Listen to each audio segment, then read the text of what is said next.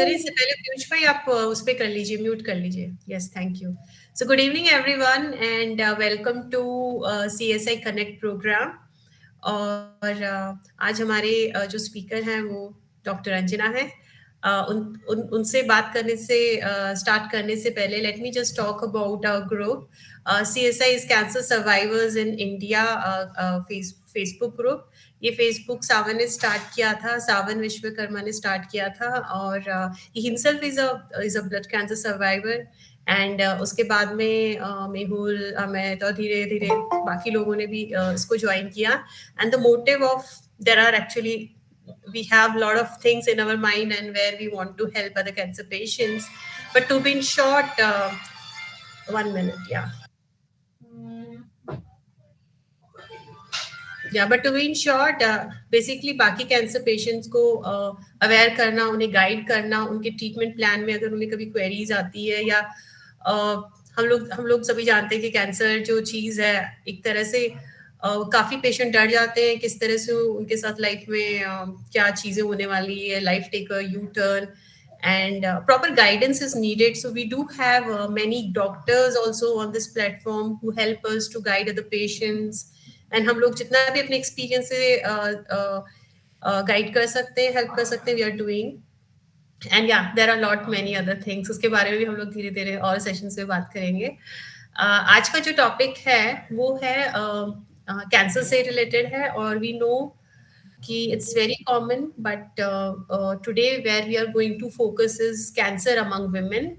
And women में मतलब किस किस तरह के कैंसर्स हो सकते हैं, और तुम्हें किस किस तरह के कैंसर होने की ज़्यादा संभावनाएं हैं, और क्या कुछ ऐसा किया जा सकता है जिससे वो जल्दी डिटेक्ट हो, कोई स्क्रीनिंग या कौन से ऐसे सिम्टम्स हैं जिनका ख्याल पेशेंट्स को रखना चाहिए, और क्या कर सकते हैं उसको प्रिवेंट करने में, और अगर प्रिवेंट नहीं कर सकते हैं तो क्या कर सकते हैं अर्ली डिटेक्शन में, और उसके बाद में और अगर कोई ऐसी ट्रीटमेंट लाइन है जिसके बारे में अगर हम अवेयर हों, so we are in better state to deal with such diseases. तो उसी के साथ में आज हम लोग स्वागत करते हैं डॉक्टर अंजना चौहान का। And just give me a moment. And doctor Anjana Chauhan के बारे में हम लोग एक मिनट, हाँ, doctor Anjana Chauhan is a consultant. Yeah, Dr. Anjana Chauhan is a consultant gynae cancer surgeon in Radiance Hospital, Ahmedabad, Gujarat. She is also a director in Anurika Empowerment Foundation, and वो x associate professor भी हैं, रही हैं Ahmedabad GCRI में। She is president of Ahmedabad. It's enough, okay. Savita ji, it's enough. नहीं, थोड़ा एक दो लाइन हमें पता होना चाहिए ना हमारे स्पीकर कौन है। एक दो लाइन तो मैं बता ही सकती हूँ। ठीक है। एनी हाउ वो प्रेसिडेंट है अहमदाबाद मिनोमा society, ex committee member EOGI, ex managing committee member EOGS। आप आई थिंक हमारे जो डॉक्टर है वो संकोच कर रहे हैं, अपने बारे में ज्यादा बताना नहीं चाह रहे, बट या definitely I think this is a brief introduction I could give. And yes doctor Anjana, it's all yours. आप प्लीज स्टार्ट करें जो भी आप आज की प्रेजेंटेशन है। Thank you. Thank you, Dr. Savita ji. It's very pleasant to be on this platform, and I thank Mr. Piyush to connect with me. And I came on this Cancer Survivor of India platform. I feel very privileged because this is my dream and this is my vision. Being an oncologist since 25 years, I was very dynamic surgeon. I want to operate. ये तो फिर मुझे ऐसे लगा कि एक stage ऐसा है कि why cannot we prevent? Awareness क्यों नहीं है, क्यों हम लोग पीछे हो रहे हैं, हमारे कंट्री में क्या प्रॉब्लम है। So I now my main focus is prevention and awareness and the common cancers in women जो हम प्रिवेंटेबल बोलते हैं, इसके लिए मैं मेहनत करती हूँ और कोशिश करती हूँ। मूविंग फॉरवर्ड, मैं थोड़ा कैंसर के बारे में बताना चाहती हूँ कि it is a burning topic. World में देखो तो 14 मिलियन केसेस होते हैं। कोरोना अभी आया, कितना हैवॉक कर दिया, और लोग सब जागरूक हो गए। पीपल हेल्थ के लिए, सैनिटाइजेशन के लिए, कितने लोग को अवेयरनेस आ गया just because of the corona. और ये कैंसर कितने सालों से है, बरसों से है, और देखो तो सही उसका अवेयरनेस नहीं है, still we are struggling. And if you see the total death, common death world में होता है तो हार्ट अटैक से होता है, सेकेंड एक्सीडेंट से, और third is cancer. 12% mortality because of the cancer world wide. India में देखो तो 1930 में लाइफ स्पैन अपनी 30 ईयर्स थी, तब अपने यहाँ पर नानी दादी को पूछो तो ज्यादातर आप देखो इंडिपेंडेंस के टाइम लोग कैसे मरते थे, तो infectious disease, cholera, plague, cancer तो था ही नहीं, फर्स्ट 10 में भी नहीं था। और 2020 life span is double naturally, and the second most cause of death is cancer. इसका कारण ये भी है कि लाइफ स्पान भी इंक्रीज हो रहा है, second it is detected, so that is the reason why cancer has come now the second most can. And in by 2030 what will be the cases? अभी इंडिया में 9 लाख केसेस है और death 6 lakhs होते हैं। 3 लाख केसेस को ट्रीटमेंट मिलती है, बाकी को तो पता ही नहीं है कि you have cancer, you should take proper treatment. I know this is a cancer survivor group, and I will, it is like a nostalgia. You will start feeling about your own journey, you will start feeling about your own what treatment. Please don't get scared, you are all fine, you will do fine, this is only awareness, I'm not here to scare you। 2030 में lag cancer बढ़ने वाला है, 1 into 10 people are likely to have cancer, but we have to get aware and we have to spread awareness, and I really help that you all survivors have become together and fighting for it, it's a hats off to you। Now coming to the common cancers in India, तो India में पता है smoking in all forms, in each and every community smoking, tobacco, and that is the reason head and neck cancer is the number 1 in males. अगर दूसरी country में देखो तो lung cancer आता है, इसोफेगस आता है, लेकिन अपनी कंट्री में हेड एंड नेक, मुंह का कैंसर, हेड एंड नेक मतलब मुंह, जुबान, लैरिंग्स और बक्कल म्यूकोसा का कैंसर बहुत कॉमन है मेल्स में। और गुजरात तो नंबर वर्ल्ड है, वर्ल्ड में नंबर 1 है, बिकॉज गुजरात में बहुत ज्यादा टोबैको कंजप्शन है। कमिंग टू ब्रेस्ट फीमेल्स, तो सर्वाइकल, जो सर्विक्स मतलब बच्चेदानी का मुख का कैंसर ज्यादा कॉमन था अभी तक, और मेट्रोपोल सिटीज में अभी ब्रेस्ट कैंसर बढ़ रहा है। उसका कारण अभी भी हमारे लिए it is what thing to investigate कि ब्रेस्ट कैंसर इतना इंडिया में क्यों बढ़ रहा है। Cancer is curable if detected early. Early मैंने ओरल एग्जामिनेशन में हमेशा बोलती हूँ सबको, आप जिसको टोबैको की आदत है तो आप अपना मुंह देखते हो और इस क्या बोलते हैं मिरर में, तो मुंह खोल के भी देखो, अंदर देखो कि आपके अंदर छाले हैं, सफेद दाग है कि नहीं। पैप्समियर करवाना चाहिए सर्वाइकल कैंसर के लिए। अभी नया एचपीवी टेस्ट आया है जिसकी किसी को ज्यादा पता नहीं है, वो करवाओ तो आप कैंसर से प्रिवेंट हो सकते हैं। सेल्फ ब्रेस्ट एग्जामिनेशन, मैमोग्राफी, ये ब्रेस्ट कैंसर के लिए है। ब्रेस्ट कैंसर हम प्रिवेंट नहीं कर सकते लेकिन अर्ली डिटेक्ट कर सकते हैं, और उसको ट्रीट करो तो इट इज नियरली 100% क्योर। और पैप्समियर, एचपीवी वो सर्वाइकल कैंसर के लिए है, वो प्रिवेंटेबल है। उसका कैसे प्रिवेंशन होता है मैं बाद में बताती हूँ।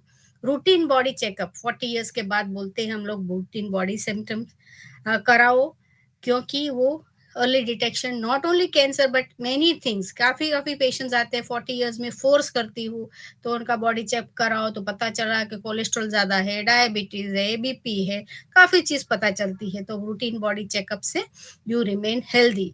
डोंट इग्नोर सिम्टम्स, ये बहुत बड़ी चीज है अपने इंडिया में, तो स्पेशली लेडीज, मेल, सबको सबको जल्दी होती है, जॉब करना है, बच्चे को स्कूल में रखना है, और छोटी छोटी सिम्टम्स इग्नोर करती है और 6 महीने के बाद हम लोग जाते हैं। This is a very common scenario, नहीं कि सिर्फ लोअर मिडिल क्लास में but even higher middle class में, even the higher society we see this symptoms are there. Now गायनेक, सिंस बीइंग अ गायनेक कैंसर स्पेशलिस्ट, मैं गायनेक कैंसर के बारे में बताती हूँ। ये बच्चेदानी है, सब ये जो बीच में है वो यूट्रस बोलते हैं, बच्चेदानी जहाँ बच्चा रुकता है, ये अंडा से है, ट्यूब्स है। ये जो गर्भाशय का मुख उसको सर्विक्स बोलते हैं, और ये वजाइना है, और ये जो बाहर का पार्ट है उसको वल्वा बोलते हैं। सारे कैंसर्स अलग अलग इस रिप्रोडक्टिव ऑर्गन्स में होते हैं, और ज्यादातर जो कॉमन पाया गया है वो सर्वाइकल कैंसर है।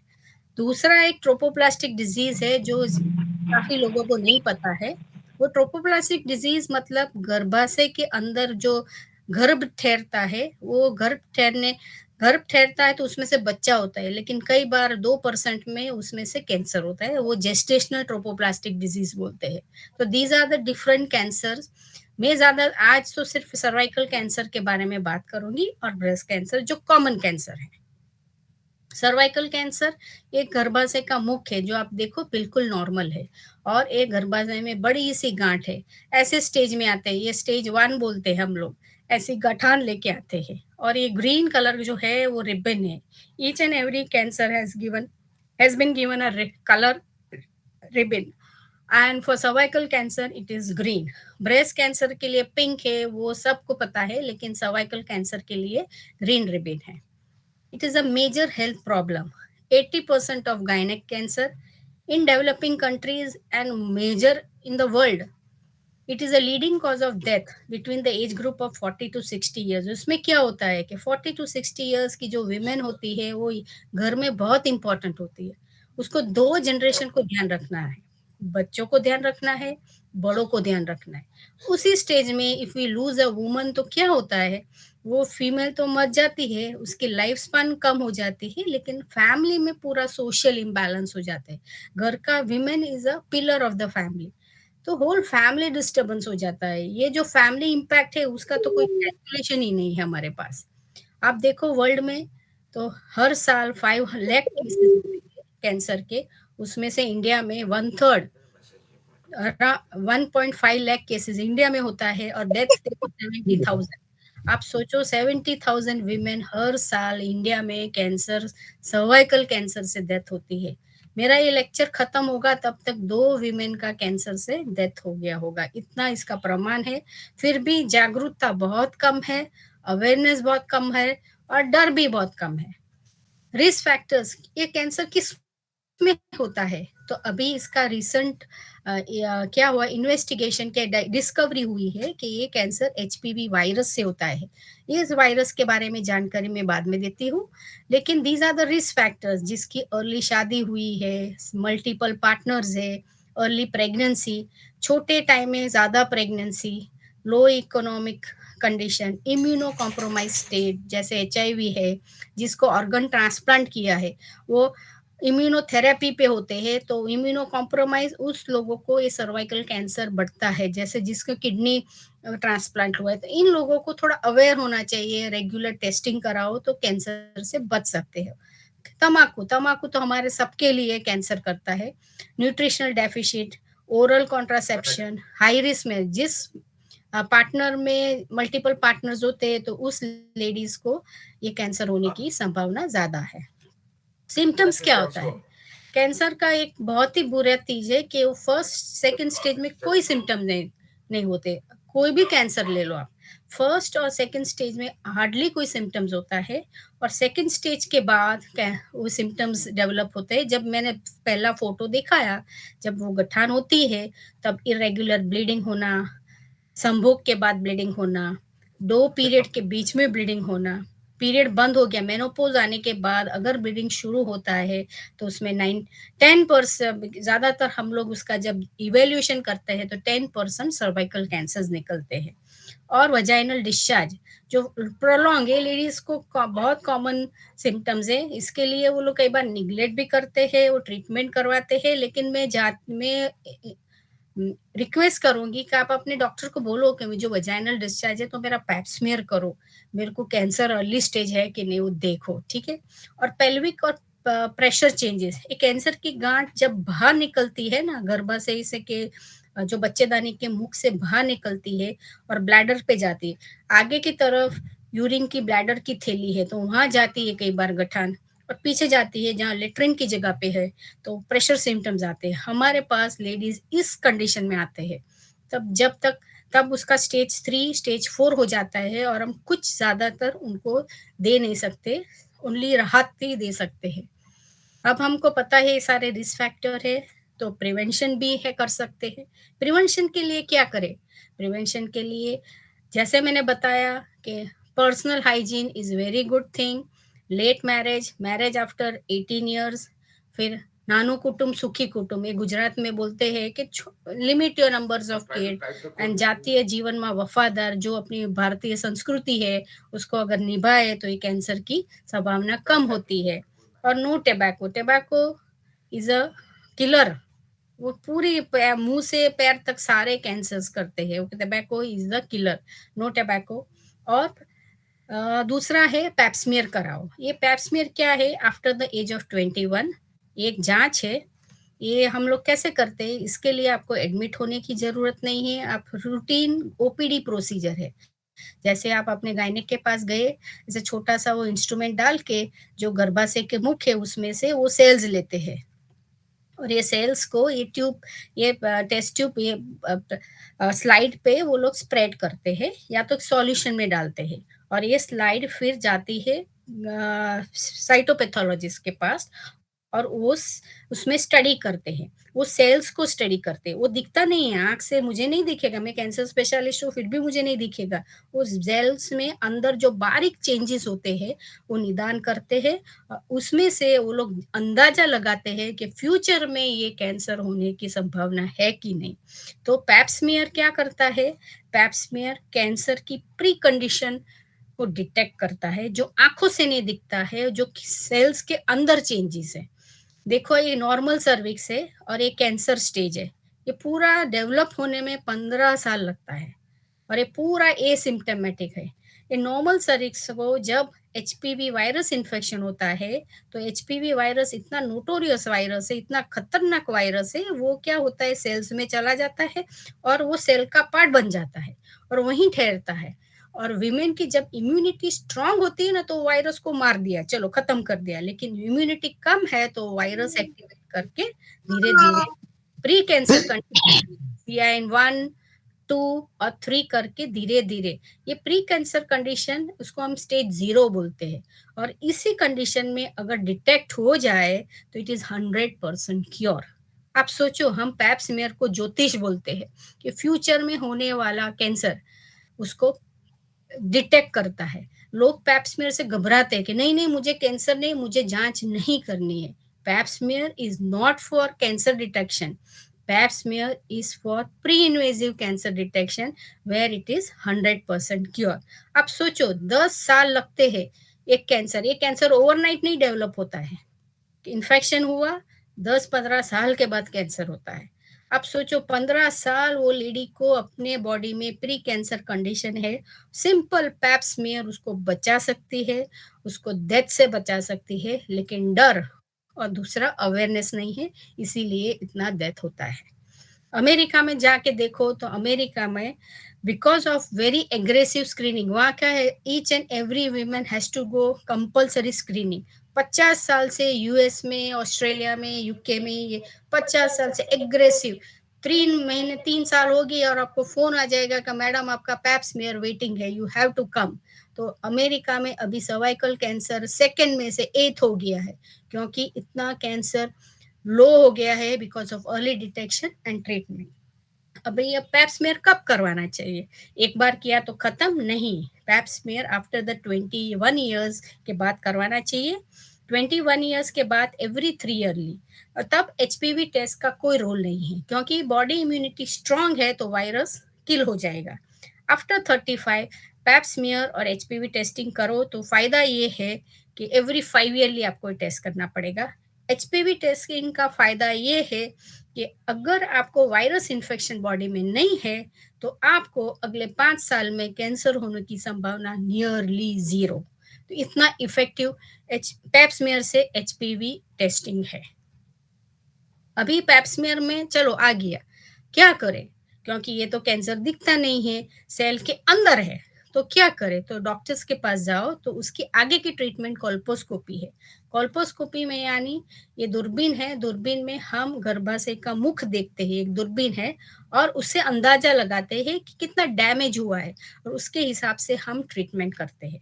जैसे दूरबीन में ये गर्भाशय का मुख का हम क्या बोलते हैं, बच्चेदानी का मुख देखते हैं, उसमें आप देख सकते हैं डिफरेंट टाइप्स ऑफ ये व्हाइट पैचेस देखते हैं।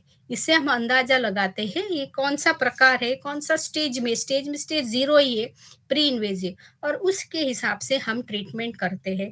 या तो बायोप्सी ले लो, या तो उतना पार्ट को जला दो, ये डिफरेंट मेथड्स है। और तीसरा मेथड है कि पूरा पार्ट निकाल दो, वो गर्भाशय की या बच्चेदानी का जो मुख है वो निकाल दो, बात खत्म, आपको यूट्रस निकालने की जरूरत नहीं है, आपको आगे ट्रीटमेंट की कोई जरूरत नहीं है और यू आर 100% क्योर। आप सोच सकते हो पैप्समेयर का खर्चा कितना है, 800 रुपया, HPV कराओ तो कितना है, 2000 रुपया, ये ट्रीटमेंट कराओ तो कितना है, 10,000 के 15,000 होता है। आप गवर्नमेंट हॉस्पिटल में जाओ तो सब फ्री है।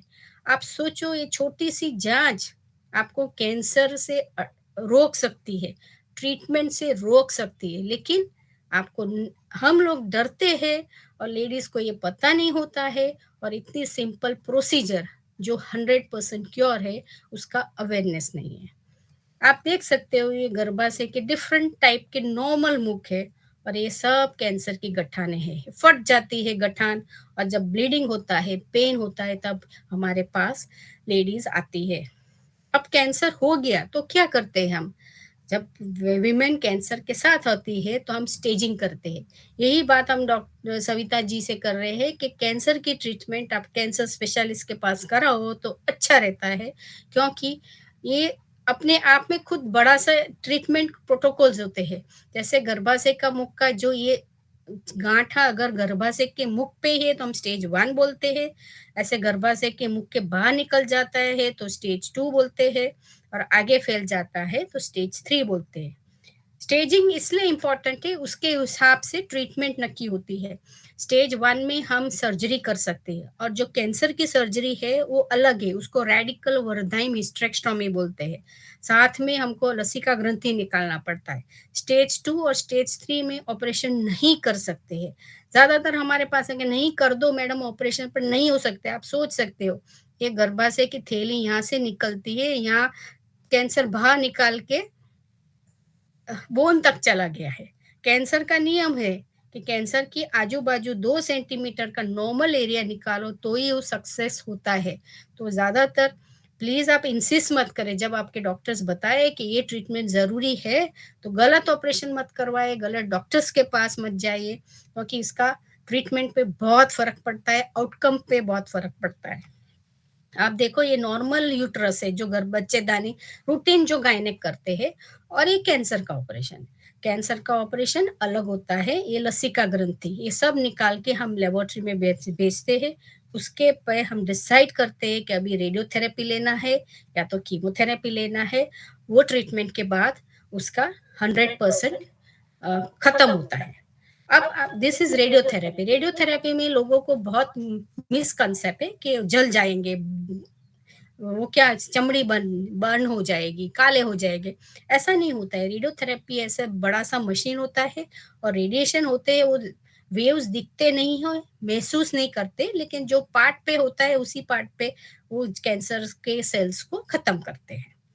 तो cancer is curable in early stage, 0 stage, और इन फर्स्ट स्टेज में भी अगर आप सही ऑपरेशन करवाओ, सही ट्रीटमेंट लो तो 95% क्योर है। फिर भी हम सोचो कि इंडिया में हर साल 70% विमेन डेथ हो रहा है कैंसर से, क्योंकि वो स्टेज 3 में आती है। तो इट इज वेरी इंपॉर्टेंट आप अवेयर हो, आप अपना टेस्टिंग करवाओ। अभी आया HPV वायरस। अभी ये HPV वायरस क्या है, HPV वायरस मतलब ह्यूमन पेपिलोमा वायरस। इसकी जो खोज हुई थी डॉक्टर हरल्ड हुसैन ने, ही वॉज अ फिजियोलॉजिस्ट, और उन्होंने डिस्कवरी किया कि HPV virus is a cause of cancer, और पूरे दुनिया में धमाल मच गई, और पूरा अपना जो कैंसर का ट्रीटमेंट पूरा बदल गया, पूरा उसका क्या है चेंज आ गया पूरा स्क्रीनिंग में सब। एंड डॉक्टर हरल्ड हुसैन को इसके लिए नोबेल प्राइज भी मिला 2008 में। 25 ईयर्स पहले जब मैं पढ़ाई कर रही थी तब ये वायरस का सिर्फ डिटेक्शन हुआ था हमारे पास, तो तब ये बुक्स में भी नहीं आया था, और अभी it has change the scenario of the cancer. Human papilloma virus एक वायरस है, उसमें 15 टाइप्स है, वो कार्सिनोजेनिक है। कार्सिनोजेनिक मतलब वो कैंसर करता है। हाई रिस्क है, intermediate, low risk. High risk 16, 18, 45, 56 different number दिए गए हैं, और लो रिस्क के 6 एंड लेवल। ये सब जो वायरस हाई रिस्क और है वो लोग कैंसर करते हैं। कैसे करते? High risk causes cancer of cervix, vulva, vagina, anus and males में पेनिस में भी कैंसर करता है। लो रिस्क कॉजेज वॉट्स, उसका मैं बाद में फोटो दिखाती हूँ। जो टाइप 16 एंड 18 जो वायरस है एचपीवी का, वो 70% सर्वाइकल कैंसर करता है एंड 6 एंड लेवल 90% वॉट्स करता है। तो यही इसके लिए जो वैक्सीन बनाया गया है वो टारगेट इसी दो वायरस पे करता है जो 70-90% कॉज करते हैं कैंसर को, वॉर्ड्स को, जो इसको क्योर करता है, प्रिवेंट करता है। एचपीवी का इंसिडेंस क्या है? तो आप देखो तो दुनिया में 5% कैंसर एचपीवी रिलेटेड है, mails and female. 8 lakh women को एचपीवी रिलेटेड कैंसर होते हैं। अगर आप देखो सर्वाइकल, वजाइनल, वल्वा सबको ऐड करो तो 8 लाख वीमेन्स और 60,000 मेल्स को ये कैंसर होता है। एचपीवी वायरस कैसा है? कॉमन इन्फेक्शन है, एकदम कॉमन इन्फेक्शन। और कैसे ट्रांसमिट होता है? मोस्टली सेक्सुअल ट्रांसमिटेड है, लेकिन स्किन से स्किन ज्यादा जाता है। अगर आपने वॉशरूम शेयर किया, आपने मैट्रेस शेयर किया, बेड शेयर किया, तो आपको ये इन्फेक्शन लग सकता है। माना जाता है कि 5 में से 4 वीमेन को एचपीवी इन्फेक्शन लाइफ में होता है। लेकिन क्या होता है कि अपनी इम्यूनिटी स्ट्रांग होती है तो ये वायरस इन्फेक्शन नाबूद हो जाता है। लेकिन लेटर एज में जब इम्यूनिटी वीक होती है तब ये वायरस एक्टिवेट होके कैंसर करता है। So HPV causes so many cancers: head and neck cancer, oral, anal cancer, warts, cervical, so different type of cancers, both in male, female में सर्वाइकल, वजाइनल, वल्वा और male में भी anal और सब करता है। Look at the incidence, 100% cervical cancer, males में anal cancer, penile cancer, ये सब डिफरेंट एचपीवी वायरस के लिए होता है। अब माना देखा अभी एचपीवी का बर्डन देखो तो 66 लाख मिलियन आर HPV related cancer worldwide which are diagnose both in men and women. ज्यादातर 16 एंड 18 सर्वाइकल कैंसर करता है, 6 एंड 11 एनल कैंसर करता है, इसलिए एचपीवी वैक्सीन आया है। अभी ये वायरस कैसे कैंसर करता है? It is a seed soil nutrient model. ये वायरस होता है, बीज की तरह होता है। बीज है, अगर आप टेबल पे रखते हो उसमें से पौधा नहीं होने वाला है। तो ये बीज है, जमीन में डालो, उसमें पानी डालो, खातर डालो, तो उसमें से धीरे धीरे पेड़ होता है। तो सेम वे ये वायरस है, बॉडी में जाता है, वो बीज है, और अपना बॉडी है वो जमीन है, खातर वो क्या बोलते हैं, सॉइल है। तो उसमें जाके और जब को फैक्टर्स जैसे early marriage, multiple pregnancy, multiple partners को, मतलब आप स्मोकिंग करते हो, न्यूट्रिशनल डेफिशिएंसी, ये सब मिक्स होता है, पर्सनल हाइजीन, तो ये सब वायरस को फायदा होता है और वायरस ग्रो होता है और कैंसर करता है। So this is the module of the how the cancer occurs. What is the manifestation? HPV virus का कोई है साइन? तो there is no sign symptom, it is asymptomatic और 80% बॉडी में क्लियर हो जाता है। ये तो वायरस कब कैंसर करता है? It is said that persistent infection for 6 months with high risk HPV type is a progression for cervical cancer. जिसको एचपीवी वायरस इन्फेक्शन हुआ है 16 और 18, 1 साल से ज्यादा है, उसका बॉडी वायरस से फाइट करता है लेकिन क्लियर नहीं होता है, तो वो पर्सन को 300 टाइम्स धीरे धीरे फ्यूचर में कैंसर होने की संभावना है। ऐसे ही ये वायरस बॉडी में जाता है, वहीं रहता है सेल के अंदर, और धीरे धीरे सेल को धीरे धीरे कैंसर में चेंज करता है। और it takes 20 years, 15 to 20 years है जो प्री इन्वेजिव कंडीशन को कैंसर में चेंज करता है। ये वायरस इन्फेक्शन छोटी उम्र में होता है। छोटी उम्र में इम्यूनिटी स्ट्रांग है तो वायरस चला जाता है इन्फेक्शन, लेकिन जैसे एज बढ़ती है इम्यूनिटी कम होती है और ये virus infection again and again होता है, तो फ्यूचर में कैंसर होता है इसमें। तो एचपीवी टेस्टिंग इसलिए अभी द वर्ल्ड WHO रिकमेंड करता है कि पैप्समियर से एचपीवी टेस्टिंग ज्यादा अच्छा है। और इफ एचपीवी टेस्टिंग आपको पॉजिटिव है तो ही आप पैप्समियर कराओ और ट्रीटमेंट कराओ। तो काफी चेंजेस आ रहे हैं स्क्रीनिंग प्रोटोकॉल्स में। और एचपीवी टेस्टिंग अगर करवाना चाहते हो तो आफ्टर 30 years करवाना चाहिए। उसका फायदा ये है कि अगर आप में एचपीवी वायरस नहीं है तो आपको नेक्स्ट 5 years में कैंसर होने की संभावना 0 है। कमिंग टू HPV वैक्सीन, पता चल गया है कि वायरस है तो वैक्सीन है। तो वैक्सीन क्या काम करता है? तो वैक्सीन लगाने से, वैक्सीन VLPs होते हैं, वो लगाने से तो क्या होता है, वायरस को बॉडी में अटैच नहीं होने देता, इसलिए प्रिवेंट करता है। એટલે cervical cancer is now consider preventable, क्योंकि इफ यू प्रिवेंट योरसेल्फ तो कैंसर होने की संभावना 0 है। और ये वैक्सीन का फायदा क्या है, ऑब्जेक्टिव क्या है? It is to prevent HPV infection, और सेकेंडरी HPV इन्फेक्शन नहीं होता है तो आपको कैंसर भी नहीं होता है। और क्या फायदे हैं? तो और ये फायदे हैं कि कैंसर को प्रिवेंट करता है, साथ साथ में जेनाइटल वॉर्ट्स, ये वॉर्ट्स एक मसे है जो बहुत बुरी कंडीशन है, उसके मैं फोटोज दिखाऊंगी तो आपको उल्टी आ जाएंगी कि ऐसा कंडीशन है।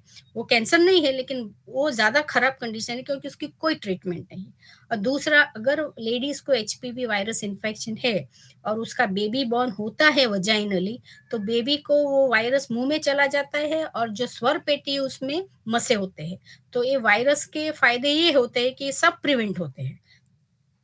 और वायरस जो है, मैंने बोला 4 के प्रकार के, 16, 18 तो गार्डस मतलब आते हैं क्वाड्रीवैलेंट वैक्सीन, और 9 to 45 वेस्टर्न कंट्री में उसका अवेलेबल, वेस्टर्न कंट्री में उसके गाइडलाइंस है, इंडिया में भी उसका अभी रिकमेंड किया है, अप्रूव किया है।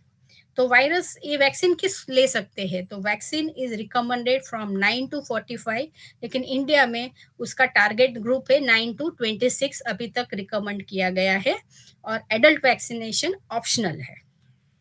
कितने डोज है? तो 3 डोज है। फर्स्ट डोज 0 मंथ पे, सेकेंड डोज आफ्टर 2 मंथ्स, मतलब फर्स्ट डोज लिया उसका 2 महीने के बाद सेकेंड डोज लेने का, और थर्ड डोज आफ्टर 4 मंथ। तो ऐसे 6 मंथ्स में 3 डोजेज लेना है। This vaccine is for life time, उसका कोई बूस्टर डोज की जरूरत नहीं है। क्या है वैक्सीन? आप मेल्स को दे सकते हो, लड़कों को दे सकते हो, जरूर, क्योंकि लड़कों में भी, मेल्स में भी HPV इन्फेक्शन होता है, उनको कैंसर होता है और उनमें प्रिविलेंस ज्यादा है, तो मेल्स में भी देना चाहिए। मेल्स को क्या करता है? तो मेल्स में एनल कैंसर, वॉर्ट्स सब प्रिवेंट करता है, penile cancer, specially in homosexuals and HIV group. So, vaccine prevents 90% of cervical cancer, 100% vulval vaginal cancer and genital warts। ये सब warts से, ये मुझे फोटोज नहीं दिखाने चाहिए लेकिन ये सब warts से, इसकी कोई ट्रीटमेंट नहीं, और ये पूरी लाइफ बर्बाद कर देती है। ये पूरे मेल्स में होता है तो इसकी कोई ट्रीटमेंट नहीं है। Male vaccination, female vaccination going around in the world, America, Europe, आप देखो तो साउथ ईस्ट में थाईलैंड और सब जगह, Australia, it is going on since 15 years.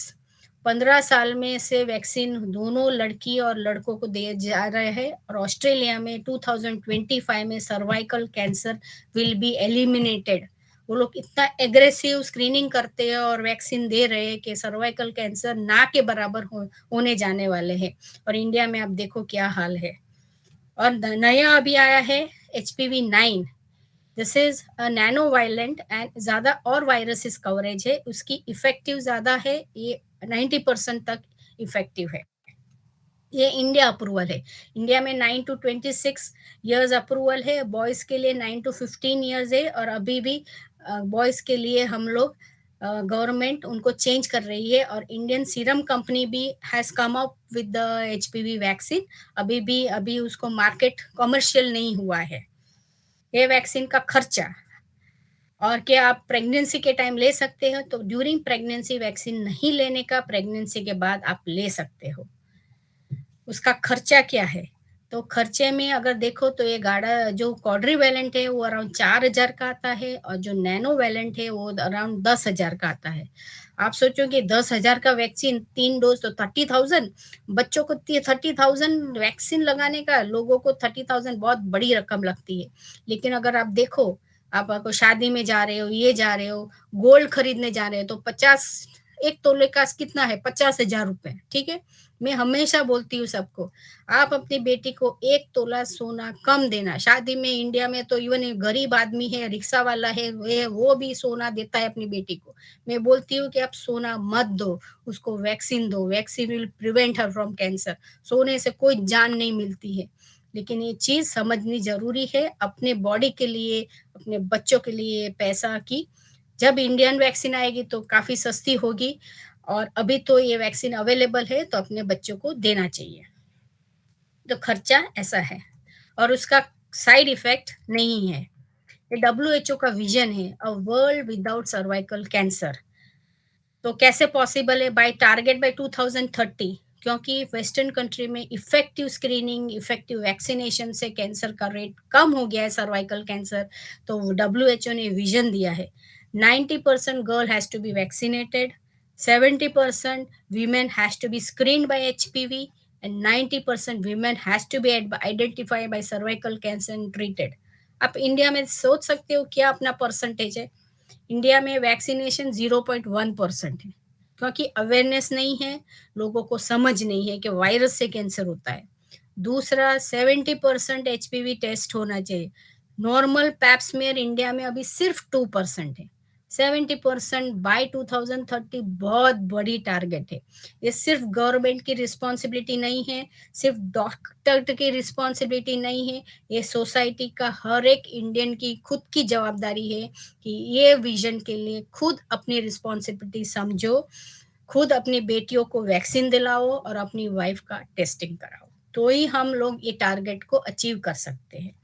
So for cervical cancer, get HPV testing, get vaccinated. अगर एचपीवी टेस्टिंग नहीं करना है तो पैप्समियर भी कर सकते हो। सेफ सेक्स अपने बच्चों को सिखाओ और वैक्सीन लो। These are the preventable aspects of cervical cancer. और कैंसर के बारे में ये बताती हूँ कि सर्वाइकल कैंसर की ट्रीटमेंट करो तो अगर प्राइवेट सेक्टर में जाओ तो ऑपरेशन का 1.5 लाख रुपया आता है, और फिर रेडियोथेरेपी लो तो उसका 1 लाख रुपया, तो 2.5 लाख का खर्चा होता है।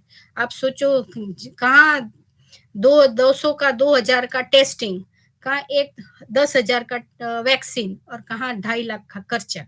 आप समझ सकते हो, अगर आप ये सोचो तो बड़ी चीज कर सकते हो अपनी लाइफ में, बहुत बड़ा डिसीजन ले सकते हो और पूरी लाइफ आप cancer free, cancer, cervical cancer free बना सकते हो, सिंपल एक पैप टेस्ट और एक वैक्सीन के वजह से।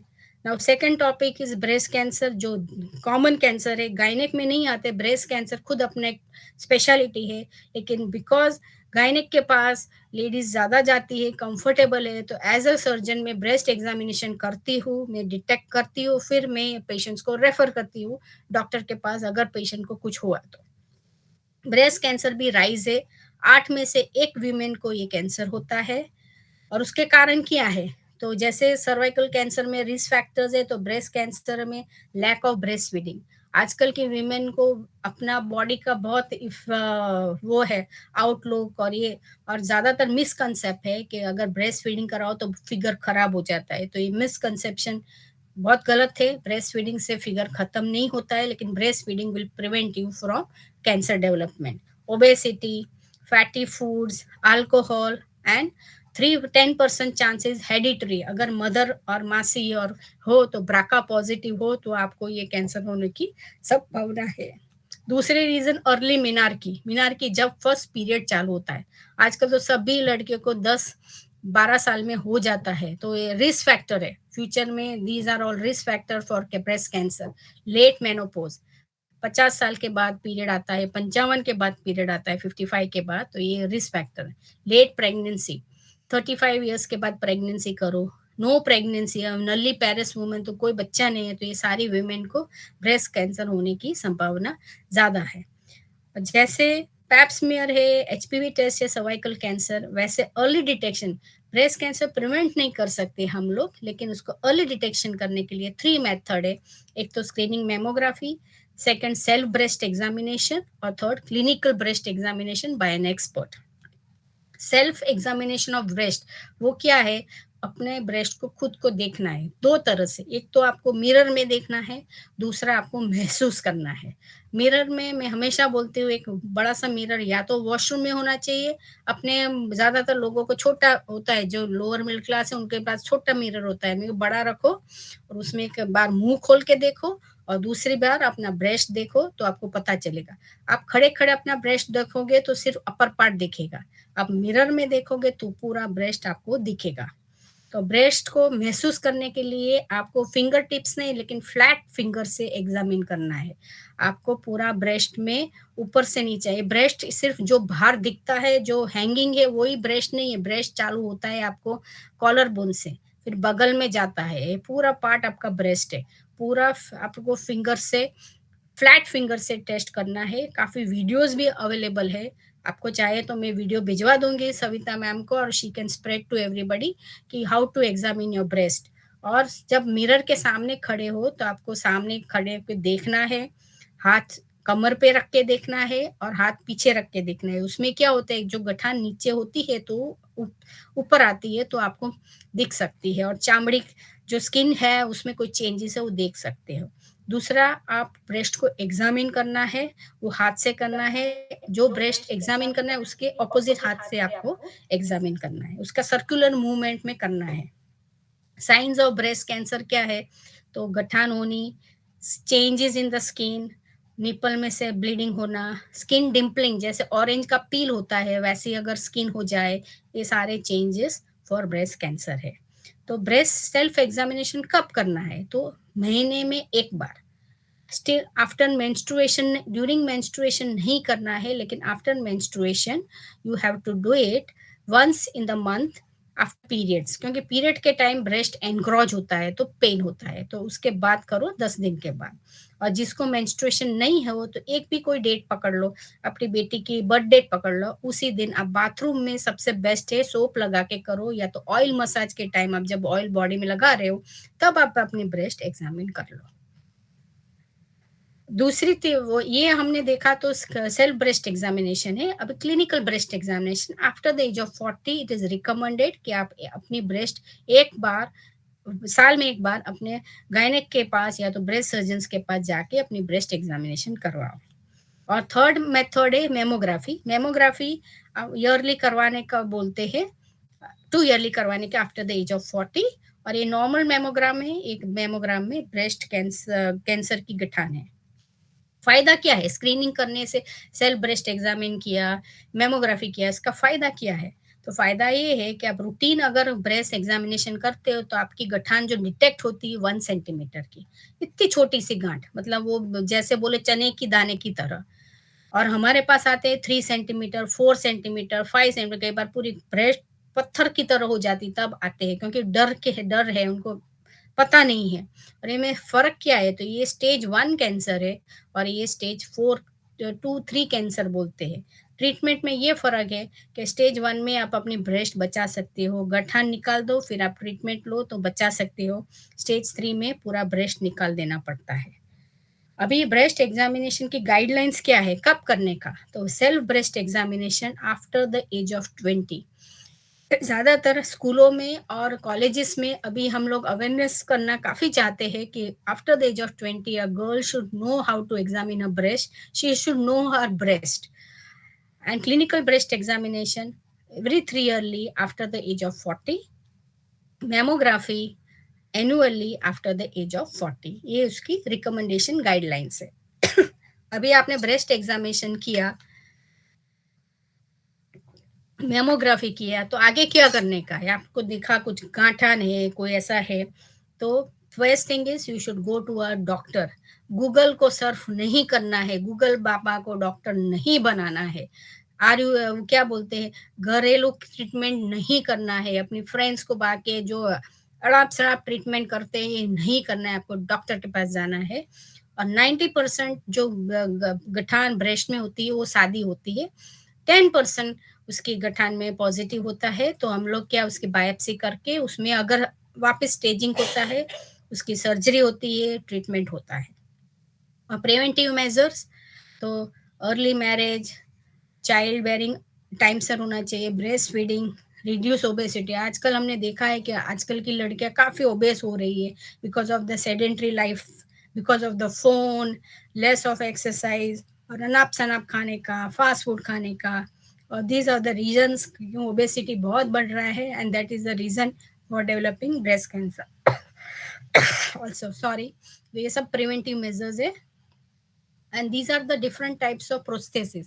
काफी लोगों के ब्रेस्ट निकली हुई है और वो एक ब्रेस्ट एक बॉडी वीमेन के लिए एक बॉडी का इमेज है, तो शी फील्स इनहिबिटेड और उनको शर्म आती है, कई बार वो बोलते नहीं है, तो ऐसे प्रोस्थेसिस भी अवेलेबल है, आप अपने डॉक्टर्स को बोल सकते हैं, different size you can wear, तो किसी को पता भी ना चले।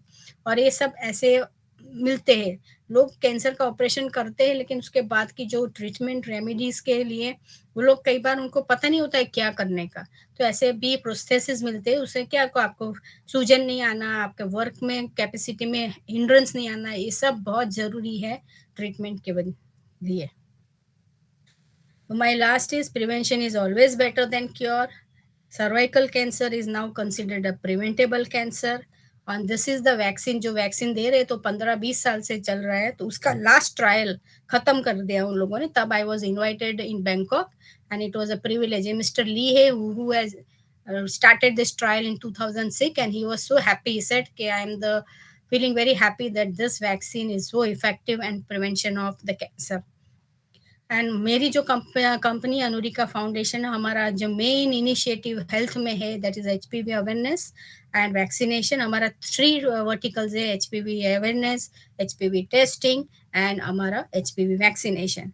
हम लोगों ने first HPV self test kit उसका फर्स्ट प्रोजेक्ट किया है and now it is going forward and this is my first HPV clinic where we give information for HPV, infest testing, उनका vaccination and this is the first HPV clinic. हम लोगों ने state of art we can say colposcope मैंने अभी लिया है। This is the first installment in I think so India, क्योंकि NIA based है, आर्टिफिशियल इंटेलिजेंट बेस्ड कॉल्पोस्कोप है, इसमें आप देख सकते हो और उसका निदान कर सकते हो। And this was very good coverage in the media. So this is our vision, WHO का विजन है and we all should all get together and fight for this vision and come forward for this vision. So pap smear, જાગ્યા ત્યારથી સવાર, અમે ગુજરાતીમાં કહે today you got aware, get your wife HPV tested, pap smear. This is a cervical cancer logo. We have to fight for cervical cancer. We have to prevent our daughters from cancer. We have to tell them about safe sex. We have to tell them about protection. We have to tell them about the vaccine. And अपने लड़कों को मत भूल जाना, उनको भी HPV vaccine जरूर लगाए। Take home message for every woman, pap test, HPV test, mammography must, और for every girls and boys HPV vaccination is must. ये छोटी सी वीडियो है, आप देख सकते हो। ये एमएसडी का ने बनाया था, सारा बहुत अच्छी लगी। पिक्चर देख ली? हाँ देखा क्या हुआ? ये गेट क्रैशर्स ना कहीं भी पहुंच जाते हैं, जरा सा अटेंशन कर दो एकदम क्लिंगी हो जाता है, एकदम एचपीवी की तरह। सो एचपीवी, तुझे एचपीवी नहीं पता? नहीं, HPV is a very commonly transmitted viral infection that we can bump into. Common मतलब if one is getting some action, तो HPV might interfere. Possible है, कभी भी हो सकता है। मैंने कहीं पढ़ा है that HPV is the cause of almost all cases of cervical cancer in India. तो मैं क्या करूं? अब सारा इन्फॉर्मेशन सारा देगी, go search about it. Okay? And you, तुमने HPV सर्च किया क्या? Do it now.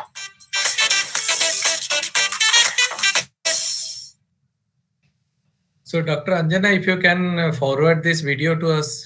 Yes, sure. We can put it on our group. Savita, you can take the video and have it. Yes, definitely. I was going to say कि हमें भेज दीजिए, हम लोग इसको लगा देंगे। This is my last slide. Thank you very much. Okay. Thank you so much doctor Anjana Chauhan. और आपकी एक्चुअली इतनी सिंपल लैंग्वेज में थी कि अभी काफी लोगों ने एक्चुअली ज्वाइन करने की कोशिश की, but we are facing some technical problem, तो ज्यादा लोग नहीं ज्वाइन कर पाए।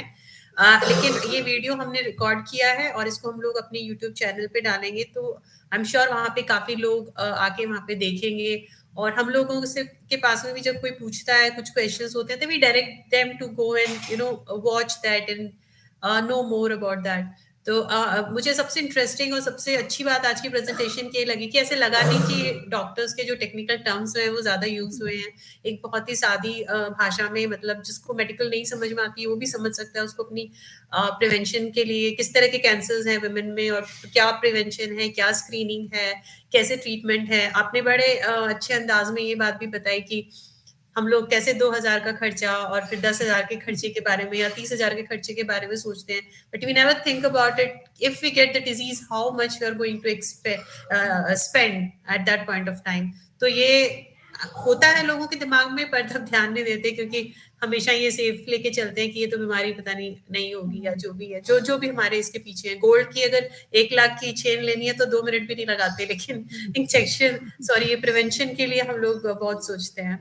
बट एनी हाउ मैं ज्यादा टाइम नहीं लूंगी, आपका बहुत बहुत थैंक्स। बट आज हमारे काफी जो गेस्ट भी हैं, डॉक्टर निखिल हैं, अर्चना चौहान, श्वेता, नेहा, जो भी है, मतलब थैंक यू सो मच आप सभी को भी। And any questions you have please, हम लोग अभी इसको 10-15 मिनट एक्सटेंड कर सकते हैं क्योंकि हमने लेट ही स्टार्ट किया है। तो if we have any questions please feel free, आप अपने आप को अनम्यूट करके आप पूछ सकते हैं। एनीवन? ये सारी वीडियोस है ना ओपन डोमेन पे है, सारी मिलेगी, आप HPV डाल के सारा अली खान करो। और अनुरिका के हमारे जो है उसमें भी सारी वीडियोस उन लोगों ने ओपन डोमेन पे रखी है। 2-3 वीडियोस है, मैं भेज दूंगी, ग्रुप में ही डाल दूंगी। जी डेफिनेटली। और अमृत भाई, या तो हम लोग ये भी कर सकते हैं ना कि जो वैसे सर्च तो सभी करते, सबको पता होता है कि यूट्यूब पे अवेलेबल है, लेकिन लिंक देना क्या बेहतर रहता है हमें भी। हाँ, और एक चीज और है, ये जो how to self breast examine जो हम करते हैं, इसका भी हम लोग वीडियो है मेरे पास, वो भी भेज रख देंगे। जी जी बिल्कुल। ये सब ऐसे चीजें हैं जिससे हमें डेली कुछ ना कुछ क्वेश्चन आता है। जी 2-3 डेज बिफोर एक का मुझे ऐसे ही एक क्वेश्चन आया कि मैं पाप स्मीयर कैसे करूं। She was a South Indian staying in Lucknow. So she has lots of inhibition to going to a hospital where most of the staffs in the gynecology department are male. Yes. I have. इसलिए वो self test है, self test का project हम कर रहे हैं, अभी भी नया है इंडिया में, उसका भी वैलिडेशन बाकी है। तो सेल्फ टेस्ट किट ऐसा है कि आप घर पे ही कर सकते हो और बेच सकते हो, लेकिन अभी उसका वैलिडेशन हो रहा है, अभी हम लोग भी उसका स्टडी कर रहे हैं। हम लोग भी 1-2-3 लैब से टाई अप करके we want to validate this test, तो जिसका इनहिबिशन है ना हॉस्पिटल में जाके फियर, फिर इंस्ट्रूमेंट का फियर ज्यादातर कि नहीं अंदर डालना नहीं है उंगली, ये सब फियर निकल जाए। तो उसके लिए भी हम लोग ये टेस्टिंग के वजह से we talk to the lab, इसका हम सॉल्यूशन कर रहे हैं कि ये टेस्ट पॉपुलर हो जाए, तो थोड़ा ये प्रॉब्लम कम हो जाएगा, हॉस्पिटल जाने का डर का ये सब। एक चीज और पूछना, जो कैंसर पेशेंट्स हैं, जैसे कि अगर मेरा हो गया, मैं अपने फॉलोअप के लिए जाती हूँ, सो टिल नाउ अभी तक मुझे कभी किसी ने, डॉक्टर ने ये नहीं कहा कि आप पेप स्मीयर करो। Do you recommend that? Yes, definitely. Each and every woman, you have a cervix, you have to get pap smear.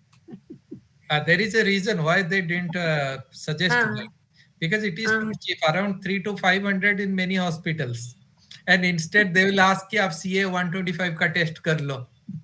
नहीं, ज्यादातर क्या होता है, अभी ब्रेस्ट कैंसर है तो ब्रेस्ट पे लोग करते हैं, ये करते हैं। अभी मुझे एक पेशेंट लास्ट वीक आया, तो उसने पूरा मेमो ब्रेस्ट ऑगमेंटेशन सर्जरी कराई, लाइपोसेक्शन करवाया, सब करवाया, facial, and she had bleeding. तो मेरे पास तो इतना बड़ा कैंसर था उसको।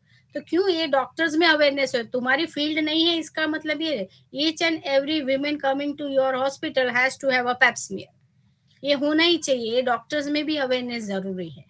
दिल्ली में मैं काफी डॉक्टरों से मिला हूँ, ओनली वन डॉक्टर जिन्होंने बोले कि पैप स्मीयर का टेस्ट लिखे, एक पेशेंट को लिखे कि you have to do annual Pap smear test, she is a breast cancer survivor. बाकी कोई डॉक्टर ने उन्हें नहीं बोला।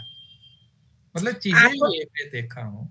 आपको तो यू आर तो यंग, तो you have to even go for your sonography of uterus and ovary, you have to find your genetic risk also for breast cancer में। जो मैं आपके बारे में नहीं जानती, और ये public domain, so I can't ask you personal thing, but you should go to your doctor, you should identify yourself कि आप genetic risk factor है कि नहीं. तो genetic risk factor है तो you have to take care of your breast, you have to take care of your opposite breast. ये सारी काफी चीजें होती है. जी जी, नहीं वो सब चीजें हो रही हैं, वो सब चीजें हैं, मतलब अल्ट्रासाउंड भी रहता है, एक्सरे भी रहता है, but I was just wondering कि अभी तक पैप्स में तो I mean is it required या वो क्यों नहीं बोलते बाकी नहीं, करवाना चाहिए. She may maybe skipped her mind, but you करवा देना चाहिए आपको. Okay. Once cancer, you should do test for all the cancers. लेकिन ये डर तो है पेप्समेयर का, मतलब पेशेंट्स को कि it's very uncomfortable and you know they skip. नहीं, ऐसा अनकंफर्टेबल नहीं है, ये साइकोलॉजिकली ज्यादा अनकंफर्टेबल है. आप सोच सकते इतना बड़ा बच्चा निकल सकता है वजाइना में से, तो पेप्समेयर तो बहुत छोटी चीज है, लेकिन वो साइकोलॉजिकल ब्लॉक होता है. साइकोलॉजिकल है. एक गुड़गांव से एक लेडीज है, उनके फादर का पैनक्रियाटिक कैंसर था. अनफॉर्चुनेटली वो ठीक हो गया था, लेकिन हॉस्पिटल में, राजीव गांधी हॉस्पिटल में उन्हें सेप्सिस होने से डेथ हो गया. उसके बाद वो हर साल करती है पेप्समेयर टेस्ट. फादर को था, इसलिए उसको इतना डर है. फिर भी इंडिया में देखो तो ओनली 2% है, अभी 70% तो कैसे करेंगे. तो बहुत बड़ा मुद्दा है. अभी गवर्नमेंट भी काफी इसमें कर रही, गवर्नमेंट भी trying to do much about it, लेकिन वो धीरे धीरे होगा. लेकिन ये तो सारा मुद्दा आएगा अभी. WHO ने डाला है कि करना है, विजन है. आपके देखेंगे बड़ोदरा में HPV वायरस का प्रोजेक्ट चल रहा था, वहां पे भी कुछ राइट विंग्स ऑर्गेनाइजेशन पहुंच गए, जबरदस्ती बंद करवाए. ये होता है लोगों का मेंटालिटी, लोग आगे का कोई नहीं सोचता. और इंडिया में तो कैंसर के बारे में आप बात करें तो आधे लोग बोलेंगे कि मुंह में ब्लैक टेप लगा के. अभी और भी पार्टिसिपेंट्स हैं, उनसे पूछते हैं कोई क्वेश्चन है. डॉक्टर निखिल, आप कुछ कहेंगे? ओनली थिंग इज बहुत अच्छा सेशन था, बहुत इम्पोर्टेंट टॉपिक है. एंड मेरे पास जितने भी पेशेंट्स आते हैं किसी भी चीज़ के, लाइक मैं जनरल फिजिशियन हूँ, तो जितनी भी फीमेल्स हैं सबको मैं इन टेस्ट के बारे में कहता हूँ.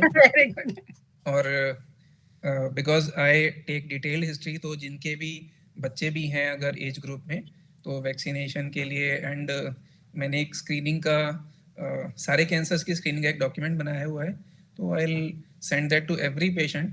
बहुत बार लोग उतना रिसेप्टिव नहीं होते, like they don't want to listen about cancer screening also. तो but I at least send them. And लगता है कि कंफर्टेबल हैं तो फॉलो अप में या नेक्स्ट कंसल्टेशन में I talk in detail.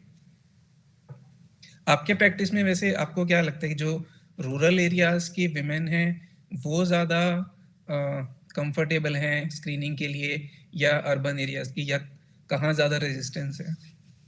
Urban area में ज्यादा रेजिस्टेंस. रूरल में क्या, हम लोग, मैं GCRI में थी, I used to go for routine camp. I have done around 100 camps. Used to go in district, वहाँ जाके वहाँ एक्चुअली क्या उनका मुखी होता है, जो मुखी होता है उसको पकड़ो, उसको बोलो तो वो जो बोलेगा सब करेंगे. It is that way.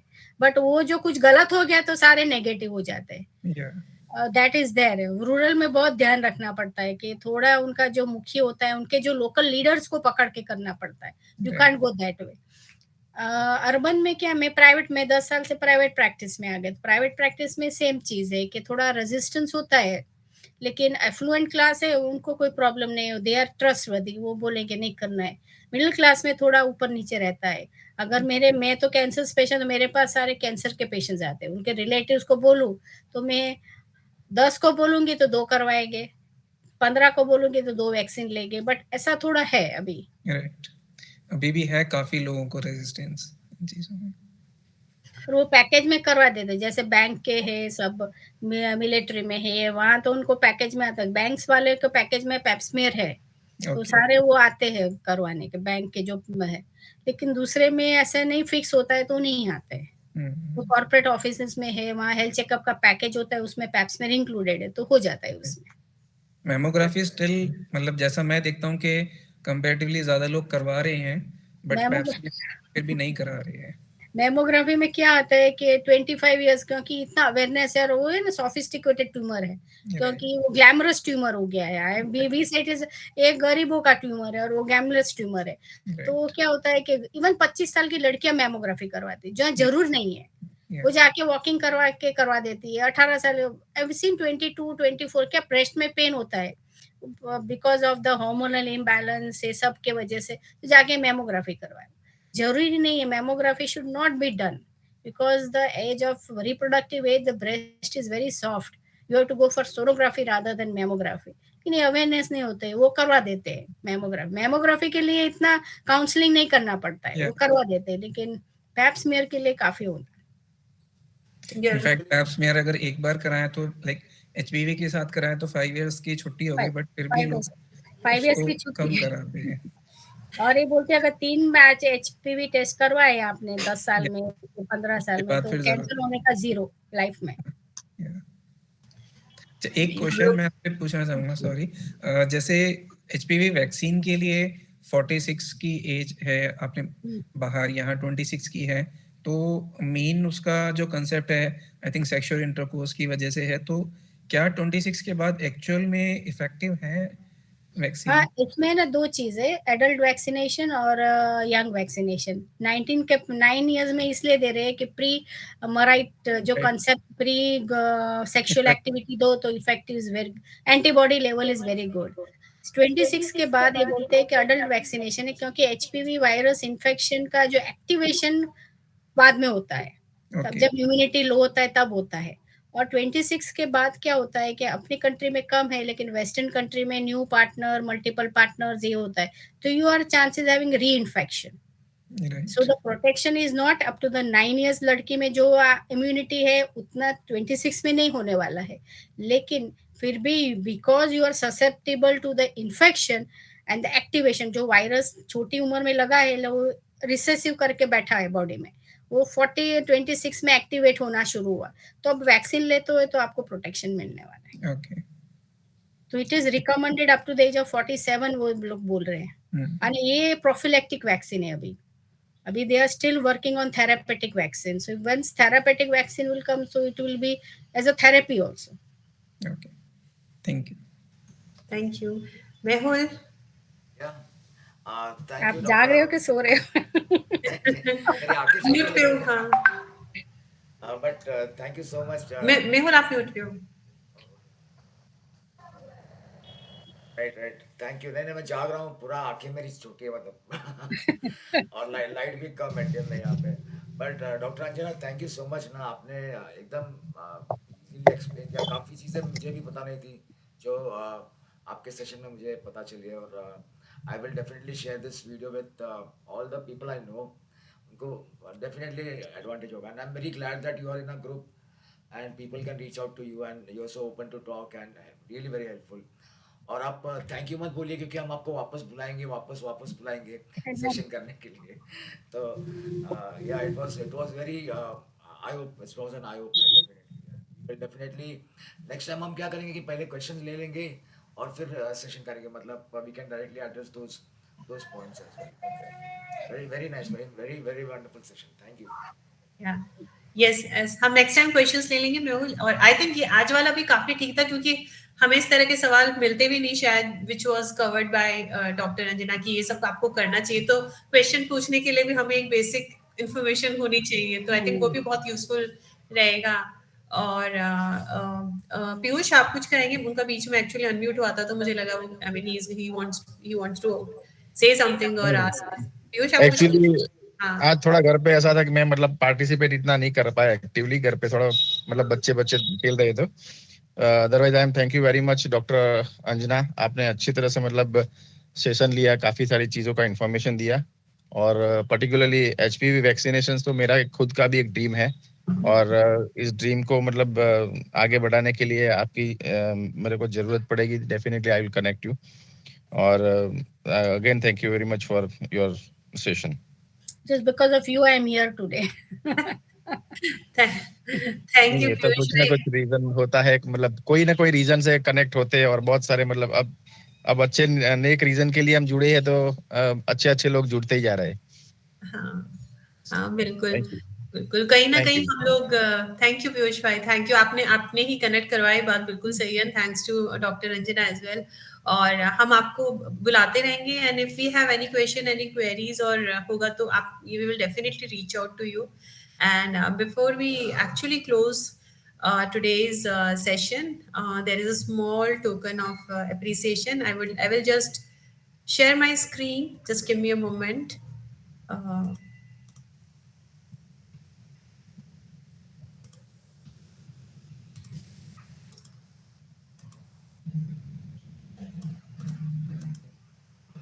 So I'm sharing my screen. Let me know if you're able to see my screen. Yes, we can see.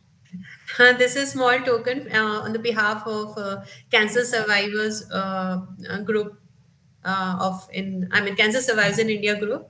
और मैं आपको ये शेयर कर लूंगी आपको. I will send it over the WhatsApp और email. मैं आपको कर दूंगी, and you are free to share. And इससे जस्ट मतलब we are trying to do more, and देखते हैं हम लोग क्या करते हैं, बट अभी this is what we can do. And thank you once again. Thank you so much, and looking forward for more informative session from Dr. Anjana going forward. हम आपसे definitely connect करेंगे. And I really loved the way you have presented. बहुत ही मतलब simple language में था. कोई भी जो it's not about कि मतलब एक गांव से भी कोई होगा उसको सारी सब समझ में आएगा आप क्या बता रहे हो. And that's why we keep this sessions also in Hindi English mix करके उसको जितना सिंपल बना सकते हैं, so that लोगों को समझ में आए, ज्यादा मेडिकल टर्म्स ना यूज करते हुए वो कोशिश करते हैं. और यहाँ पे आपने बहुत ही wonderfully, I mean it was really really awesome. Thank you so much. Thank you. Just send me the recording so I can keep it with me also. Yes. We have a YouTube channel. We do upload there also. Okay, very good. हम लोग YouTube I can send to my patient ना. सब कई बार मुझे बोलते हैं madam आपका कोई लेक्चर तो मैं भेज सकती हूँ. नहीं, हम लोग जैसे ही उस पे अपलोड करेंगे I will share the link. हम आज ही कर देंगे. Okay, fine. Okay. Thank you everyone.